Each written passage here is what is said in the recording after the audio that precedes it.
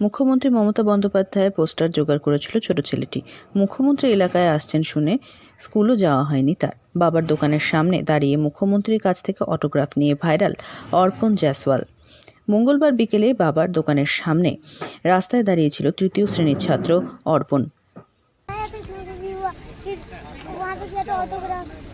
कौन ऑटोग्राफर दिए आपको?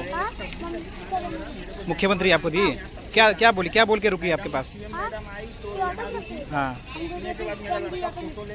ये आप पेपर दिए तो मैडम लिख दिए इस पे? कुछ बोली मैडम आपको? তার হাতে মমতা বন্দ্যোপাধ্যায়ের ছবি আর মনে তার অটোগ্রাফ নেওয়ার ইচ্ছে। অপেক্ষা করতে করতেই দূর থেকে দেখল সে সাদা গাড়িটা আসছে, পিছনে আরও অনেক গাড়ি।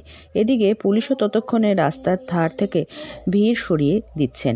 খুদে মন তখনও জানে না তার ইচ্ছেটা এভাবেই পূরণ হয়ে যাবে। মালঙ্গি বনবাংলো সংলগ্ন রাস্তায় অর্পণকে দেখে দাঁড়িয়ে পড়েন মুখ্যমন্ত্রীর গাড়ি। তার ছবি নিয়ে দাঁড়িয়ে থাকা খুদেকে অটোগ্রাফ দেন মুখ্যমন্ত্রী মমতা বন্দ্যোপাধ্যায়। ছবির উপরেই লিখে দেন স্বাক্ষর।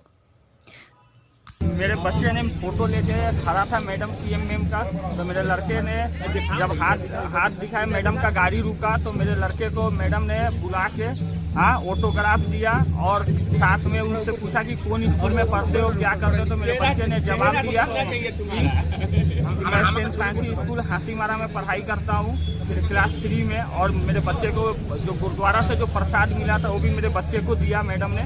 और मेरे को ये आशा है मेरे को कि मैडम यहाँ जो आती है हमेशा आए ताकि डेवलपमेंट का काम हो। यहाँ का मूल समस्या है एजुकेशन और मेडिकल, जो उसके ऊपर मैडम सीएम मैडम उसके ऊपर थोड़ा ध्यान दे, बच्चे लोग के पढ़ाई के लेके।